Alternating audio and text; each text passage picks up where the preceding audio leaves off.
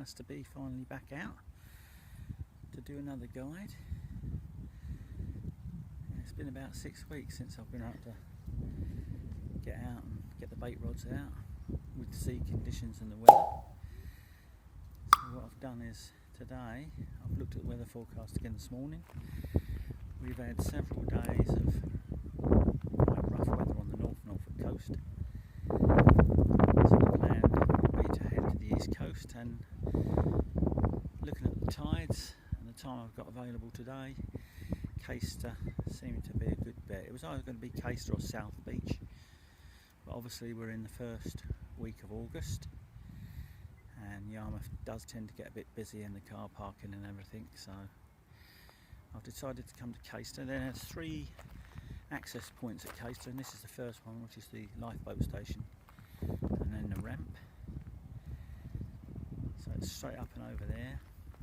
Now again, because it's early August and I assume the beach is going to be fairly packed, I'm not going to take all my gear over there today. I just wanted to show you this. So we've got a lovely, massive, great big car park here. It's paying display, and then in a very short while you're going to have some really nice facilities. You've got toilets here, and they're also just built to the top of the lifeboat thing there. A really nice cafe with seating and everything going to be on that terrace. So you've certainly got the facilities and the car parking here. But what I'm probably going to do is head back up to the next one and show you where that is, which is Braddock Road. It's not too far away, and we'll have a look there and see how busy that is. And if that's no good, we'll head on to the third and final place, which is where I think we're going to be fishing today. Okay, this is the second access point, which is Braddock Road, 3 or 4 minutes from the lifeboat station, which is down there. Quite surprised to see the sea quite as rough. Rougher than I expected, to be fair. So you've got the little point up there, and then just around that corner is the next mark, which I'm thinking of, which is 2nd Avenue. So I might head round there first and have a look. As I say, yeah, the sea is certainly rougher than I expected, but I'll assess it when I get round to 2nd Avenue. See if it's worth setting up. As you can see, obviously there's more people around this beach. But yeah, no facilities here, just a car park straight over the top of the car park. Little gravel car park here. You don't have to pay to park here, and that reflects on the fact there's no facilities, but it's easy access to the beach. Possibly later on in the year, September onwards, when it gets a little bit quieter, this would definitely be an option. As I say, what I'll do is press on now down to 2nd Avenue, which is the third and final place, and we'll have a look there. Okay, so this is 2nd Avenue, which is the third and final access point here in Caister, and basically you've got a free car park there. There's quite a few cars. There's a coastal watch cabin at the end there as well, and also a set of public toilets. So no other facilities here, although just further up the road there, down on your right, you've got a little convenience store for drinks, sweets, anything like that. Straight through access onto the beach. From where the cars are parked, you can walk straight over a set of steps down, and then it's a question of crossing the dunes to the edge of the beach. So if you can see to the extreme centre of the picture, that big lump of white water hitting the point there, that's the point which was to the left of Braddock Road. So it seems to be much rougher up there. Here looks very manageable. It's got a normal sort of waves. I think I'm possibly going to go over and give it a go for a couple of hours just to see if I can winkle something out. So this prom goes all the way along there, so if you come over for that set of steps where those people are now, with your tackle, you can either go straight through the dunes, and then, or you can walk along the top of the prom and then access the beach wherever you want. Give yourself a bit of space. So I think that's what I'll do now. Go and get some gear ready, get onto the beach, and see what's what. Okay. I can see I've dragged my way over onto the beach and managed to set up straight away a single rod. I brought me Tournament Pros Day and multipliers, so I thought the sea might be a bit heavy, and that seems to be the case. Got a fairly heavy swell on there at the moment. Saying that, I've had a couple of practice casts and put a grip lead out there with no bait on, and that held in position for 5, 6, 7 minutes. I left it and then brought it in, no weed at all, so fingers crossed, no weed on the beach. So this is basically an exploratory cast just to see whether it's going to hold, whether it's going to get weeded out, and whatever else. Conditions are not brilliant, I would say. It's more like a bucket and spade day. As you can see up there, there's people enjoying the digging and making sandcastles. But what I'm hoping maybe is if that clouds over again like it was about an hour ago, and then we go over the top of high tide, the tide pool will ease, get a little bit more overcast conditions, and might get a few fish to feed. So yeah, nice expansive beach. There is literally plenty of room for everyone. I tend not to fish it this time of year, to be fair. It's normally a September after, whenever all the holiday camps start emptying out and kids go back to school, it gets a little bit quieter and it gets a little bit better. So yeah, I should have brought me factor 50 I think today, because it is absolutely burning at the moment. Got a nice westerly breeze. As I say, that's wobbling around now in the tide. It's gradually pulling down tide now. Now I've put a bait on, a little bit more resistance in the water. So what I'll do is give that 5 minutes, bring it in, have a look at the situation. If it's not too bad, I'll have another bait up and have another go. Just brought that in, no weed on it whatsoever, so I'm going to give it another rebait, get it back out there. I've got to show you this, something very novel. So I'm on the beach and an ice cream van, or an ice cream 4x4 has just driven up behind me, and it's now serving some customers on the beach. So there you go. If the fishing's not too good, at least I might get an ice cream. Another 3 guys have just turned up, and they were going to set up 10 yards to my right at first. I'll just give them a polite invitation to move a little bit further up the beach, because basically the rig's pulling right round with the still on the flood, and my lead will be sitting halfway between here and the post out in the water. So they've all right, they've agreed, they've moved, gone on the other side of that post.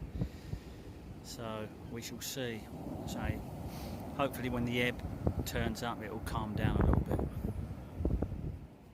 So the tackle I've set up today is literally a simple pulley rig.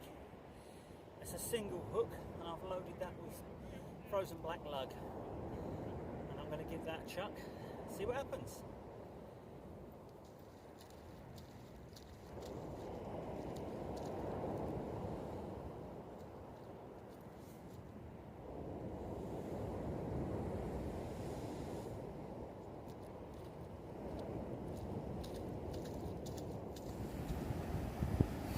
These clouds keep skitting over and covering up the sun a bit, and it feels a damn sight better. When there's no clouds, it's like, wow, we've had a real rough week really, with the rain and the wind.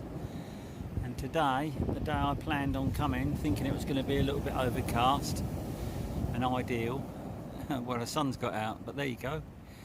Can't complain really, I suppose. I'll catch some rays if I don't catch nothing else.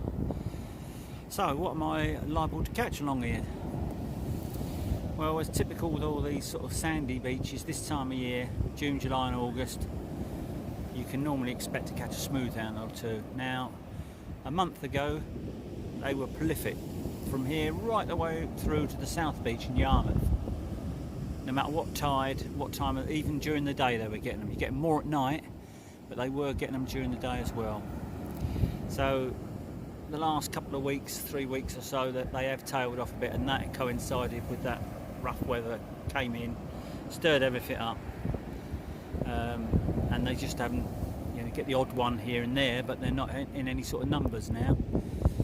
So the other suspects along this bit of coast this time of year will be bass, obviously dogfish. I would think there would be the normal sort of array of flatties with your flounders and your dabs. A little knock then. Yeah, and then say we're in August now. Another month's time, you're going to start seeing the first whiting turn back up for the winter. So the rod tops won't stop rattling them, but they tend to be very small early in the season. So it's a question today of testing the water, just showing you basically what the setup is here. If I'm 100% honest, I'm not expecting to catch a lot today, but as I said before, it's been 5 or 6 weeks since I've been out with the bait rods. In fact, I was on holiday the last time I put a bait out. I've done a little bit of lure fishing. I've done a little bit of mackerel fishing as well, just to pass the time in between. But yeah, just waiting now for that to quieten down a bit. End of August, beginning of September, and get back to some normal videoing. And I've got a few more venues I need to cover, which would be absolutely impossible this time of year due to the holiday makers. So I think I'm just getting a little rattle on that on the black lug. Only just put it out a few minutes ago, and I've already had several little taps on it. So it's probably going to be a little tiny little fish. It might just be needed to save the blank today.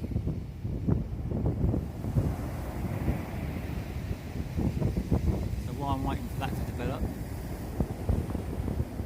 There's the potential of having an ice cream on the beach. Oh, that was a false alarm.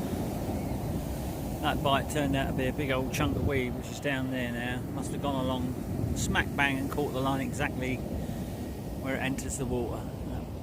But there you go.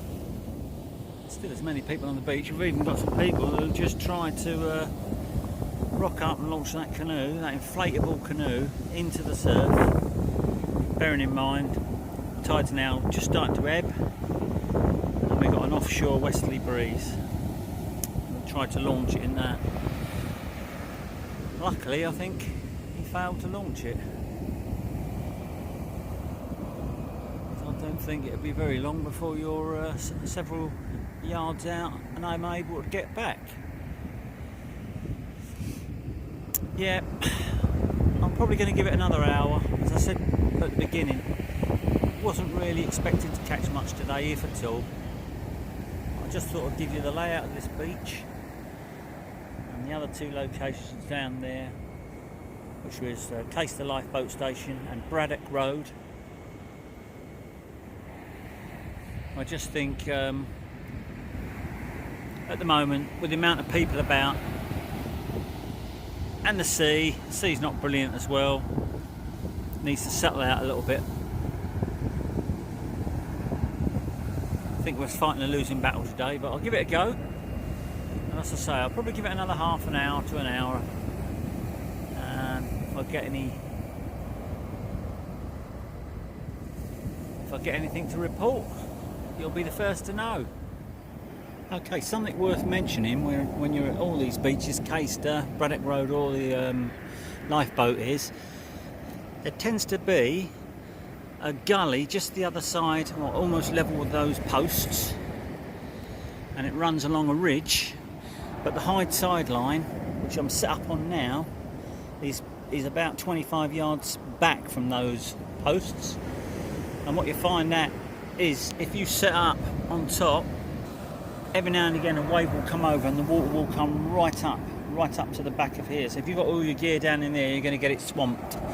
So it's worth putting your gear just a little bit further back out of the way. So a lot of these beaches tend to have this little, it's like a gully, and if you look along there you can see these people are actually wading in the gully. It's, I don't know, above ankle deep, and that just fills in behind the level of those posts. So unless you can stand up out there with all your gear on the top and keep it all off the water, make sure you leave yourself a little bit of room behind you to keep your gear all dry.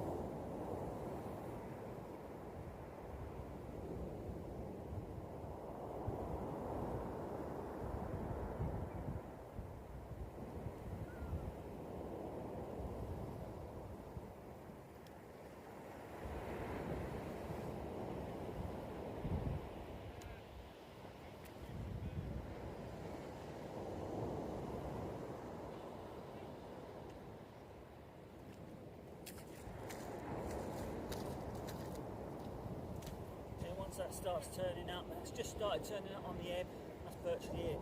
It's going to be that every cast now. So I'm probably going to draw a line under it today. I'll take the blank, I'll pack my gear up, go and get an ice cream and clear off home, I think. See you again.